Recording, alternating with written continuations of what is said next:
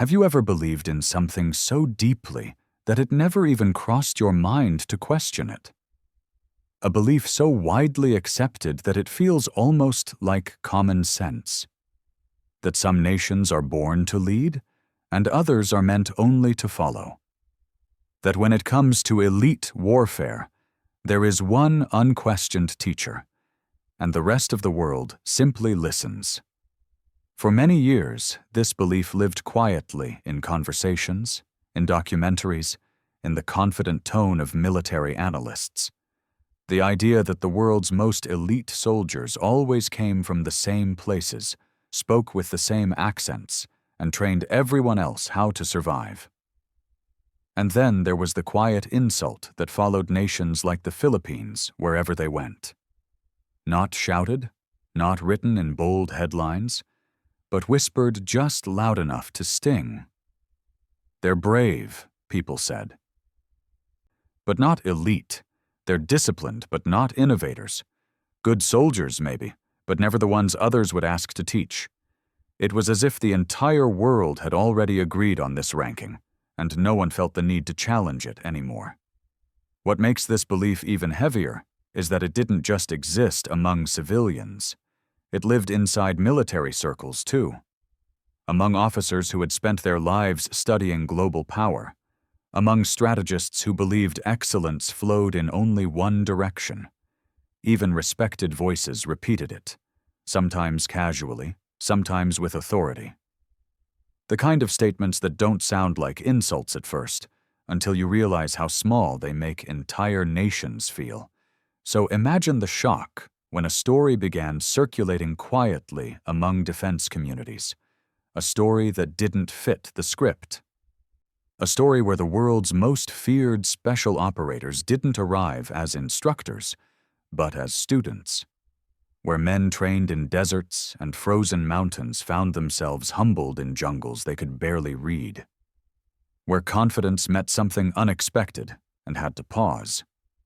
This is where our story begins, not with shouting or medals, but with a request that stunned everyone who heard it.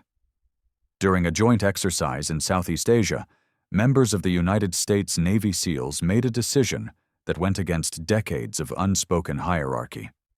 They asked the Philippine Navy SEALs to teach them. At first, it sounded almost unreal. Some thought it was exaggerated. Others assumed it was symbolic, a gesture of diplomacy rather than genuine respect. After all, why would the most advanced special operations force in the world need instruction from a country so often underestimated? What could Filipino operators possibly show men who had trained for years with the best technology money could buy? But beneath that question was another one, quieter and more uncomfortable. What if the assumptions were wrong? What if mastery doesn't always come from wealth or global dominance? What if some of the most valuable combat knowledge in the world was forged not in billion-dollar facilities, but in hardship, faith, and survival? The men at the center of this story did not set out to prove anyone wrong. They didn't arrive seeking recognition or validation. They came carrying generations of quiet discipline, shaped by history, conflict, and an unbreakable bond with their land. And in a matter of days, what began as a routine joint exercise would become a moment that forced even the most confident warriors to rethink everything they thought they knew about strength, humility, and where true excellence is born.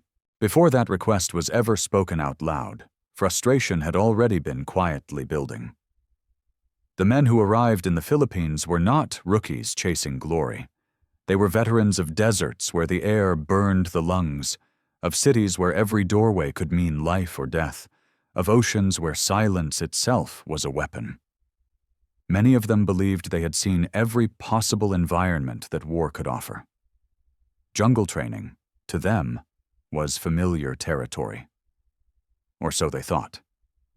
The early days of the joint exercise felt routine on the surface. Weapons checks, briefings, polite handshakes. But once the training moved away from the base and into the dense Philippine jungle, something shifted almost immediately. The heat was different here, not aggressive, but suffocating. The humidity clung to skin, soaked uniforms, and slowed breathing. Visibility vanished within a few steps. Landmarks disappeared. Even time seemed harder to measure beneath the thick green ceiling above. The operators from the United States Navy SEALs pushed forward, using techniques that had served them well in other parts of the world. Precision movement, calculated pacing, strict timelines. But the jungle did not respond the way they expected. Trails vanished. Sounds echoed in misleading ways. What should have been a controlled exercise began to feel strangely unbalanced. Small mistakes piled up. Minor delays turned into hours lost. Meanwhile, the Filipino operators moved differently, quietly, patiently. They did not rush the jungle or try to dominate it. They read it. A bent leaf here, a broken branch there, the absence of sound where there should have been noise. They seemed to sense danger before it revealed itself. To the Americans watching closely, it felt less like technique and more like instinct. At first, this difference created tension. Pride is a powerful thing, especially among elite warriors. No one likes to admit confusion, much less struggle. There were moments of visible frustration, maps that no longer made sense, plans that had to be rewritten on the move. A growing realization that technology and experience alone were not enough here. What made it even harder to ignore was how calm the Filipino SEALs remained throughout it all. There was no boasting, no quiet smirks, just focus. When asked simple questions, their answers were equally simple. This is how the jungle breathes. This is when it listens. This is when it turns against you. As the days passed, something subtle but profound began to happen. Respect replaced doubt. Curiosity replaced resistance. Conversations grew longer.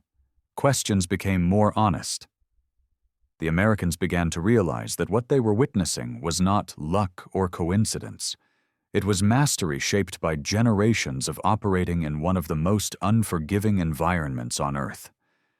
And in that growing silence between failed expectations and undeniable reality, a line was crossed. A moment arrived when continuing to pretend they already knew enough felt more dangerous than admitting they did not. That was when the unthinkable became inevitable. Instead of pushing forward blindly, the most elite force in the world paused, looked across the jungle, and prepared to ask for guidance.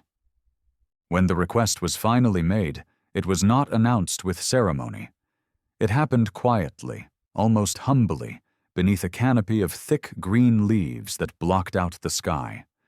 A senior operator from the United States Navy SEALs stepped forward and spoke with a tone that carried neither ego nor apology.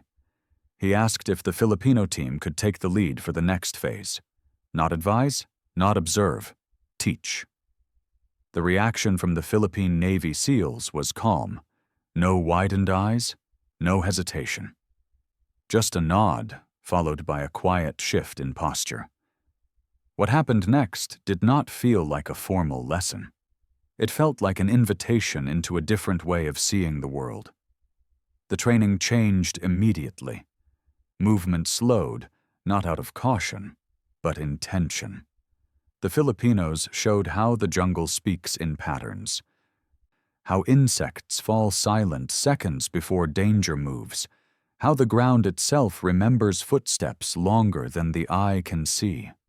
They explained how humidity changes sound, how rain rewrites trails, how patience can be a more lethal tool than speed. None of it was delivered as theory. Every lesson was lived, demonstrated, felt. The Americans listened closely, helmets tilted, eyes narrowed, not with skepticism, but concentration. For the first time since arriving, they were not fighting the environment. They were learning to exist within it. There were moments when a Filipino operator would stop without warning, raise a hand, and everyone froze. Seconds passed. then minutes, and only later would the reason reveal itself. A hidden threat, a silent advantage gained simply by waiting. What struck the Americans most was not just the effectiveness of the techniques, but the spirit behind them. There was a quiet confidence that did not demand recognition. Faith whispered into routine. Before a long movement, a brief prayer, not for victory, but for clarity, for protection, for each other. It was subtle, but it changed the atmosphere. The jungle no longer felt like an enemy. It felt like a test that could be passed only with humility. As the days unfolded, laughter began to replace tension. Meals were shared, stories traded under flickering light. Differences in accent, background, and culture faded into something deeper. Brotherhood forged not by flags, but by trust. The Americans began to realize that this knowledge could not be rushed or downloaded. It was earned through years of hardship, through operating with limited resources, through surviving conflicts where failure meant more than mission loss. Somewhere between a night movement and a dawn briefing, an internal shift occurred. Skepticism gave way to respect. Respect deepened into admiration. What they had come to observe had turned into something far more profound. They were no longer just learning jungle warfare. They were learning what it meant to adapt, to listen, and to accept that greatness sometimes grows quietly, far from the world's spotlight. By the time the training reached its most demanding phase, something invisible but undeniable had already changed. The jungle no longer felt like a hostile maze. It felt alive, familiar, almost personal. The men moved through it differently now, with fewer commands and more silence, fewer gestures and more awareness. What had once been frustration slowly transformed into respect, and then into something deeper that words struggled to explain. The Filipino operators did not teach through force or volume. They taught through presence. They showed how to pause and let the environment reveal itself, how survival was not about overpowering nature, but aligning with it. During long night movements, when exhaustion settled into the bones, they shared quiet routines that grounded the team. A hand on a shoulder, a whispered reminder to breathe. A short prayer murmured before advancing into darkness. Not dramatic, not performative, just sincere. For the Americans, many of whom had trained in places where speed and dominance were everything, this was unfamiliar territory. Yet it worked. Mistakes became rare. Awareness sharpened. Trust deepened. In moments when uncertainty crept in, it was not rank that steadied them, but the calm confidence of the Filipino team guiding them forward. One evening, after hours of movement through uneven terrain, the group stopped near a shallow clearing. No orders were shouted. No rush followed. The Filipino lead quietly gestured for everyone to sit. The jungle buzzed around them. In that stillness, one of the Americans later admitted something he had never said out loud before. He had always believed excellence came from superior equipment and endless resources. But here, surrounded by men who had learned to thrive with far less, that belief began to crack.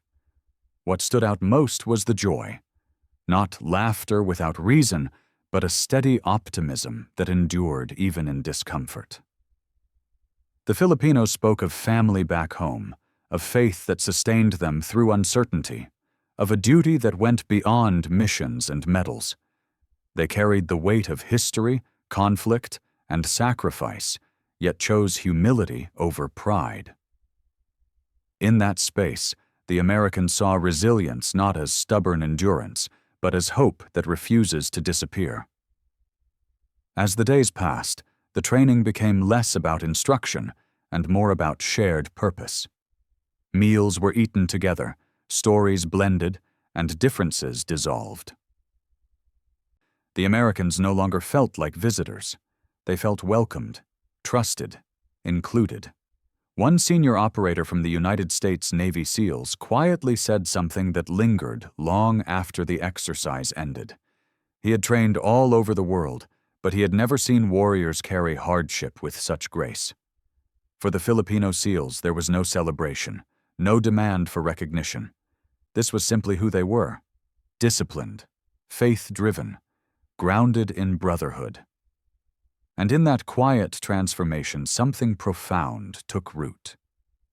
What began as a joint exercise had become a moment of awakening, where strength was redefined, and the Philippines revealed a form of excellence the world had long overlooked. When the exercise finally came to an end, there was no dramatic farewell. No speeches meant for cameras, just a quiet stillness that followed days of shared hardship. The jungle, which had once felt suffocating and unforgiving, now seemed almost gentle in the early morning light. Packs were loaded more slowly, handshakes lasted longer, eyes lingered with an unspoken understanding that something important had taken place here, something that could not be measured in reports or after-action briefings. For the men from the United States Navy SEALs, the transformation was internal but permanent. They did not leave with a sense of defeat. They left with gratitude. What they had gained was not just a new set of techniques, but a renewed respect for where true strength comes from. They had arrived believing excellence was built through dominance, resources, and speed. They departed knowing that humility, patience, and faith could be just as powerful. One of them later reflected that the Philippines did not simply train them to move better in the jungle. It trained them to listen better, to trust more deeply, to accept that mastery sometimes grows quietly, far from global headlines and military rankings. He admitted that what surprised him most was not the skill, but the spirit behind it. The calm confidence, the lack of ego, the joy that endured even in discomfort. For the Filipino SEALs, there was no need to claim victory. This was never about proving superiority. It was about service, about sharing knowledge shaped by generations of resilience, conflict, and faith. They returned to their routines without expecting applause, carrying the same quiet discipline they always had. But something had changed, nonetheless. Their value had been seen, not through praise, but through trust. This moment echoed far beyond that single exercise. It challenged a global assumption that power only flows in one direction. It reminded the world that the Philippines, often underestimated, carries a depth of strength forged through history, hardship, and an unbreakable sense of community. In a time when nations compete loudly for recognition, this story stood as a quiet contradiction. What happened in that jungle was not about who taught whom. It was about what happens when pride steps aside and respect steps in. It was about warriors discovering that faith can steady the hands, that humility can sharpen the mind, and that brotherhood can bridge even the widest cultural divide. For Filipinos watching this story unfold, there is a reason it resonates so deeply. It reflects values long-lived but rarely celebrated on the global stage. Faith in adversity, kindness without condition, strength without arrogance. And for the rest of the world, it offers a gentle reminder. Sometimes the greatest lessons come from those we least expect. In the end, no medals were awarded, no headlines screamed the outcome. Yet something far more lasting remained. A shared respect, a redefined understanding of excellence, and a quiet truth carried home by some of the world's most elite warriors. That in the heart of the Philippines, they did not just learn how to survive the jungle, they rediscovered what it means to be human.